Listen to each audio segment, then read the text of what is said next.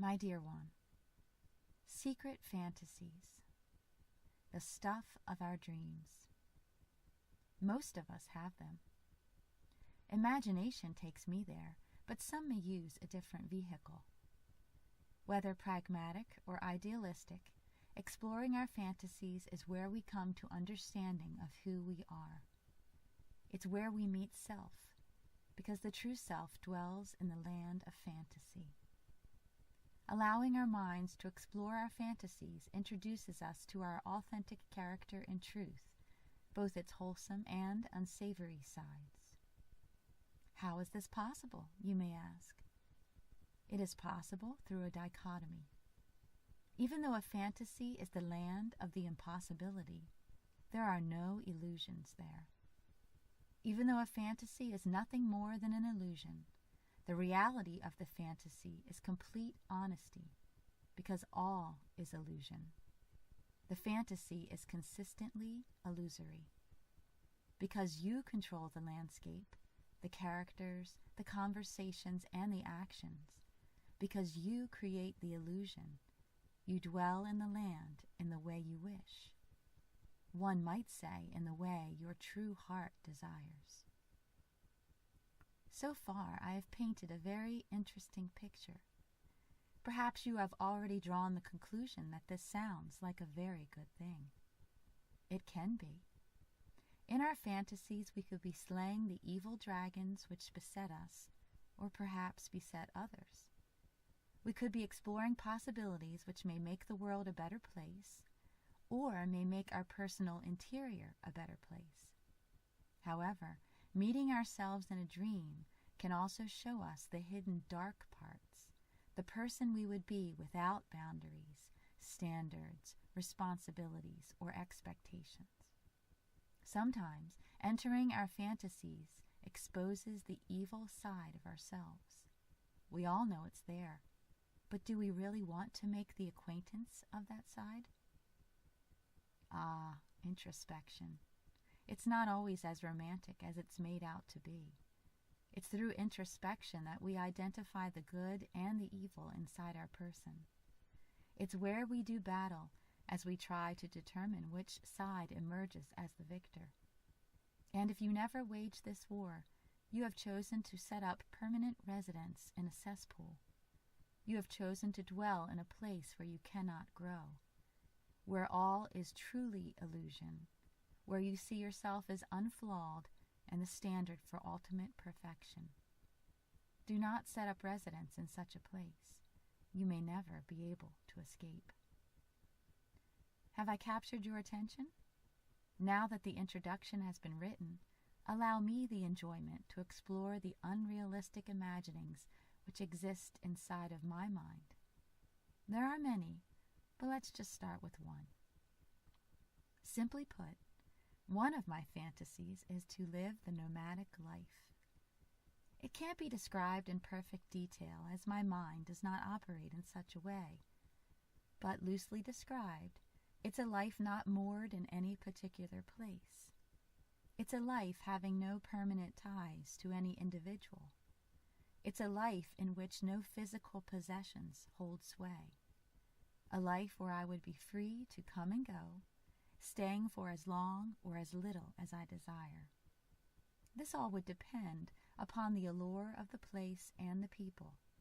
The more interesting, the longer I would stay. The more mundane, the quicker I would be to leave. My experiences would fuel me, taking me on to the next destination, never belonging to any one place, always a traveler, always viewing the landscape and its inhabitants with fresh eyes, something new to discover every day.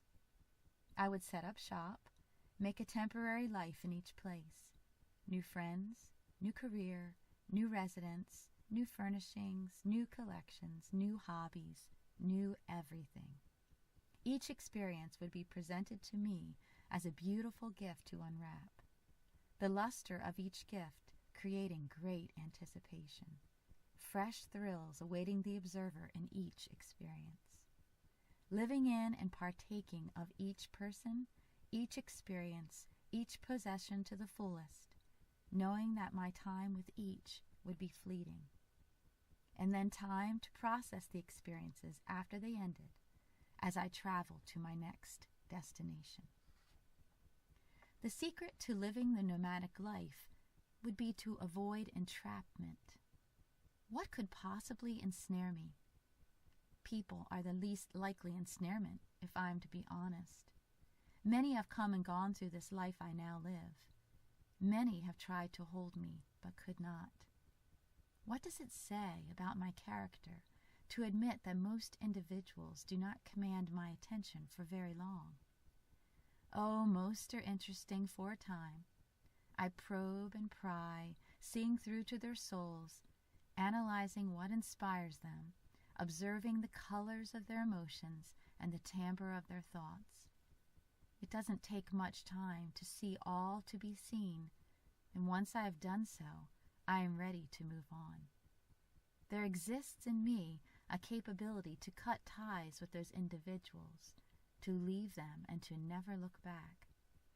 I may miss them in a romantic sort of way, but only in so much from a sense of gratitude, as they were useful in fueling my thoughts. What does this say about my character, to admit that I care about people without ever really caring about them? But it's the fascinating ones, the ones who would hold my interest eternally. These are the dangerous ones, the ones which could tie me down. I wouldn't want to move on without taking them with me. All of my probing and prospecting never reveals enough. There is more underneath, and I know it acutely, but also realize it would take a lifetime to discover it all. This is the part of me that is possibly frightening. Not frightening to me, as I have lived with the knowledge of this side of me ever since I can remember, but frightening to the other, as my interest, if revealed, could be taken for obsession. I can't know enough, see enough, hear enough, taste enough, experience enough. In some ways, I feel for the one who holds my interest, because they become the object of my inner desire to know more. So I hide the interest, and most who have engrossed me have never known of my captivation. Experience has taught me to hide it, because I have learned this side of me can rarely be handled or even understood. What does it say about my character to admit that some people command so much of my thoughts? I can be tied to the land if it speaks to me. All of nature is riveting in my mind, but there are those places, more than others, which intrigue me with its secrets. Exploration of a place in all seasons, from all angles. I could possibly get tethered to the land if it won my heart. There are places now, from this lifetime of experiences so far, to which I return again and again, places of which I will never tire, especially those locales which were experienced in my childhood and are ingrained in my mind and my heart. Possessions would be of the least concern in holding me back. As I grow older, I am realizing more and more that there is nothing of material possessions from which I could not detach. I believe this is possibly a lesson many people learn as they age and gain wisdom. People should become more important. Possessions should become less. Those who learn this lesson early in life are the fortunate ones. To sum up my fantasy in a metaphorical way, picture me as a ship sailing from port to port, fully experiencing everything each location has to offer. Oh, my dear one, that pragmatic, introspective pest will not leave me alone. It has penned me a note and slid it under the door of this make-believe room. Shall I share its question for me with you? Is this fantasy nothing but a means by which to escape reality? I don't know. Would I be happy with that kind of life? My imagination is telling me I would, but she has betrayed me in the past and cannot always be trusted. She is a temptress, that one, and doesn't always have my best interests at heart. I keep her close as one would an enemy, never fully trusting her seductive song. Again, would I be happy? To answer that question would require much more writing, more introspecting, more analysis of thought. I believe I will just enjoy my imaginings for now and not let pragmatism spoil my fun. What are your unrealistic imaginings, my dear one? Tell me. You can trust me with your secrets. All my love, your never sleeping beauty.